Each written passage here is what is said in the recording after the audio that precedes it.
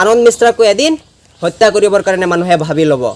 SI Jonmoni ৰাভাক অকল ট্ৰেণ্ডিঙত চলিব দিলে নহ'ব, এছআই জোনমণি ৰাভাক অন্তৰত ৰাখিব লাগিব। মেট্ৰিক পৰীক্ষাৰ ৰিজাল্টৰ নৰ্মেল ডেলিভাৰী আছিলে 30 তাৰিখে, কিন্তু 22 তাৰিখে কিয় চিজাৰিং কৰি ৰিজাল্টটো উলিয়াই দিলে চেবাই। হয়, আজি বিগত এসপ্তাহ ধৰি এছআই জোনমণি ৰাভাৰ মৃত্যুৰ কাণ্ডক লৈ সকলো জনতা ব্যস্ত। সকলোৱে এতিয়া বিচাৰি আছে যে এছআই জোনমণি ৰাভাৰ মৃত্যুৰ ন্যায় লাগে।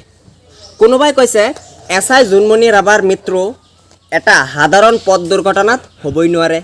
আকৌ কোনোবাই কৈছে নহয়, কপালত যিটো আছে সেইটো হ'বই। এতিয়া এছআই জোনমণি ৰাভাৰ মাতৃয়ে কৰা এজাহাৰ মতে এছআই জোনমণি ৰাভাৰ মৃত্যুৰ লগত লীনাদল জড়িত আছে, মানে কিবা ষড়যন্ত্ৰ আছে। কিন্তু আপোনালোকে জানে যে এক সপ্তাহ ধৰি এছআই জোনমণি ৰাভাৰ মৃত্যুক লৈ যি হুলস্থুল চলি আছে, তাৰ মাজৰে এটা আচৰিত কথা হ'ল আজি সপ্তাহৰ পৰা 10 দিন হৈ আছে এছআই জোনমণি ৰাভাৰ হত্যাকাৰীক এতিয়ালৈকে জেৰাটো দূৰৰ কথা, প্ৰশাসনে সাধাৰণ সোধপোছ এতিয়ালৈকে কৰা নাই। ইয়াৰ মাজতে আৰু এটা কথা হ'ল যে আজি এক সপ্তাহ 10 দিন ধৰি এছআই জোনমণি ৰাভাৰ মৃত্যুক লৈ সকলো জনতা যেতিয়া ব্যস্ত আছিলে, ইয়াৰ মাজতে কি কৰিলে, চেবাই মেট্ৰিকৰ ৰিজাল্টৰ নৰ্মেল ডেলিভাৰী যিটো 30 তাৰিখে আছিলে, সেইটো 22 তাৰিখে ৰিজাল্টটো চিজাৰিং কৰি উলিয়াই সকলোকে ছাৰপ্ৰাইজ দি দিলে। এতিয়া আপুনি কি বুজিব পাৰিলে? এতিয়া এইটোৱে বুজা গ'ল যে এছআই জোনমণি ৰাভাৰ মৃত্যুক লৈ যি সকলোৱে ব্যস্ত আছিলে, জনতা ব্যস্ত আছিলে, এইটোক যাতে সকলোৱে পাহৰি মেট্ৰিক পৰীক্ষাৰ ৰিজাল্টত ব্যস্ত থাকে। মই অসমৰ ৰাইজক এইটোৱে ক'ব বিচাৰোঁ, আপুনি কিন্তু জোনমণি ৰাভাৰ মৃত্যুক পাহৰি যাব নোৱাৰে।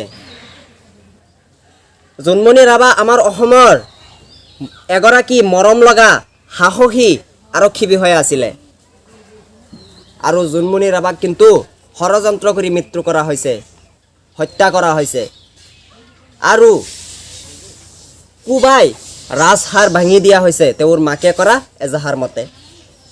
আপুনি এইটোক এনেকৈ পাহৰি যাব নোৱাৰে।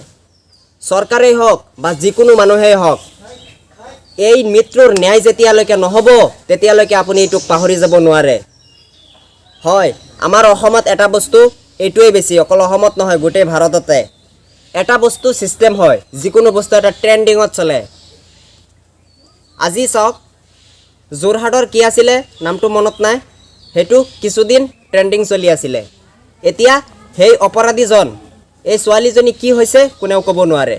এছআই জোনমণি ৰাভা আহিছে, জোনমণি ৰাভাক যি মৃত্যু হৈছে এইটো কিছুদিন ট্ৰেণ্ডিঙত চলিব, তাৰপিছত কি হ'ব, এতিয়া দোষীক এৰেষ্ট কৰিলে নে নাই কোনেও ক'ব নোৱাৰিব।